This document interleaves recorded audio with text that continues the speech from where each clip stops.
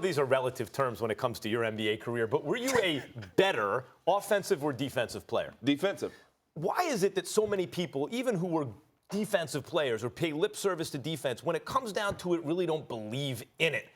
J.J. Redick is a hell of an offensive player. He can shoot the lights out, and not just shoot. For a guy who can shoot, he can do other things. But when you take total value, you bring in a guy like Josh Richardson who can play two ways. He can't shoot like Redick, but he can shoot. And he can play. What are you looking over here? Look over here. Don't worry about it. Don't worry about it. You looking for help? I hear your nonsense. You looking for help? You looking for help? I don't need no help. And Josh Richardson can play defense, and he's ascending. He's in his physical prime. That's one. Two, when you talk about big three, Tobias Harris is a nice offensive player who does not play defense. He looks like he should, but he doesn't. Can you stop saying that? When you say, watch this man play defense all year long. When you talk about big three, that does not exist on the Sixers. If it did, it would be Al Horford, who's coming off a bad season, but played in the playoffs several times in his career, like Hall of Fame caliber when you needed it most. My point is this. The Sixers are contenders. They're legit. Milwaukee lost Brogdon and Mirotic. That's the point. And the Sixers are one of the most vicious defensive squads in the league. They can most certainly make it to the finals. The problem with the other side is that they might have to beat one of the better, more talented teams in the West. There's nobody more talented than them in the East. And the Brogdon and Mirotic thing, that's a big deal to me because the Raptors got worse. Obviously, the Bucks have gotten worse.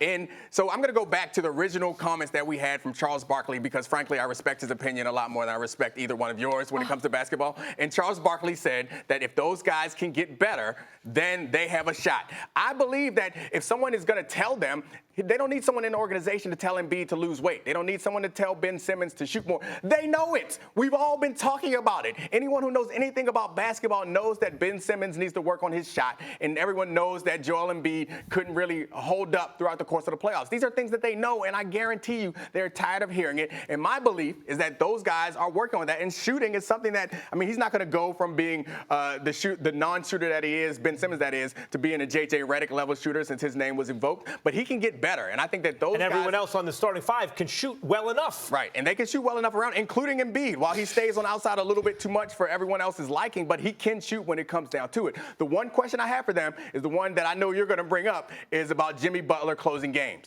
They don't have a guy who can close games necessarily. I think Ben Simmons can grow into that if he can develop a respectable shot. When you say close games, guys, do you mean a guy who off the bounce can hit a shot? Like, what do you mean? Because close games under the better team just wins. I understand what you're saying. It seems like what happens Stop. Can I jump right in? The one thing about what Barkley said, there were a lot of ifs. If Ben Simmons had a jump shot, if Giannis had a jump shot, it would be over. Tell me a team that there's not a lot of ifs for. There's a lot of ifs for everybody. Milwaukee Bucks. There's a ton of ifs. There's even ifs for the best team in the West. So check this out. Everybody. No, the Milwaukee Bucks. So check this out. When we look at the Eastern Conference, we win with stars. Stars close games. Stars make plays in the biggest moments, whether it's NFL, NBA, Major League Baseball, whatever it may be. Yes, you need the team. So they're physical enough. If you go 1 through 15, they can compete with anybody. That's not the question.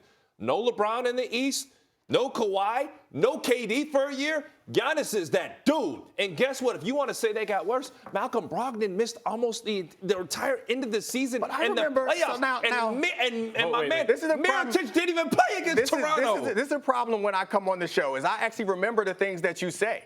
You talked about last year that the Bucks weren't going to go deep because Giannis couldn't close. Absolutely. So that's the biggest if of all. If we're talking about people having an inability to close, so now Giannis figured out how to close games? No, forgive me, the bigger if is with Ben Simmons. And guess what? Joel Embiid is the best big man in basketball. So the question. He didn't hear me. He didn't answer. Hold on. No, I said a bigger if as far as closing games is with Ben Simmons. Here's the real problem. You think the Sixers got worse. I think the Sixers got better, and I know the Bucks got worse because Brogdon was arguably the second best player on the team, and Mirotic never really became the piece they thought he could be because he was hurt when he got there and it was late in the season. But heading into this season, I was shocked by Mirotic going back to Europe.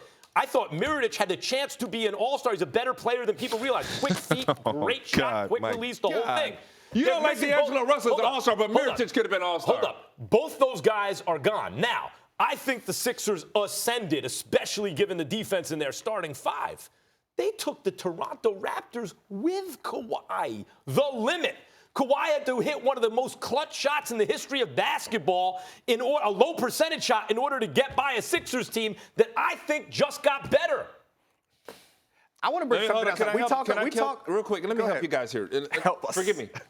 The NBA that I started in, it was one with big men. Every roster would have 6 to 7 did you just say the power NBA forwards. and you started? Absolutely. Mac, do your research. Listen. Starting? You would have 6 started or 7. his career. I'm sorry. I wasn't sure what you meant. I will. We can play one-on-one, Max. You too. Hey. We can. Why would I do that? That's stupid. Exactly. So don't make the stupid comments. So I say that to say, you won with bigs, you won with defense, and then you had one star. You had a Jordan, you had a Kobe, you had those guys, a LeBron, whatever, that would go out and make plays. Now you do win in the NBA with versatility, with scoring. You've got to be able to score in the 120s and the 110s in these big playoff situations. Why do I bring up Kawhi Leonard as it pertains to Giannis? This was the only man in the league who could actually stay in front of him. And when I compare him to Ben Simmons, he's more equipped to close, although I would take him over LeBron, over KD. Wait, who's more equipped to close? Giannis because over he can shoot. Ben Simmons. Because he can shoot. And Jimmy Butler's off the roster. But in fact, Simmons got better handles than Giannis. Like, Simmons can take you in the half court to the basket better than Giannis. The problem is that Ben becomes completely ineffective in the playoffs because at least Giannis, he can do different things dynamically. But hold on. Embiid last year played the next thing to MVP level and was in tears after the finals, after the playoffs, where he came that close to defeating the ultimate champions. If Embiid takes a step forward, that's now an MVP player. If Simmons takes a step forward, both things are likely given their age and trajectory. That's now a definite all-star. And you add to that a two-way player like Embiid Richardson. is already the best big man. He was the best big man in the entire NBA last year. Right. And they couldn't win. You don't win. Listen, I played center in the league, and you don't win with centers right now. But they came that close. Well, you don't win with centers that like you. You win with centers like Embiid. I mean, like I said, we can play ones any day, and I'll put you a little butt in the rim. I'll put you in the rim while you're throwing that. You're a better basketball player than me. You'll get put in the rim. Okay. Thank you so much for watching ESPN on YouTube. For more sports highlights and analysis, be sure to download the ESPN app. And for live streaming sports and premium content, subscribe to ESPN+.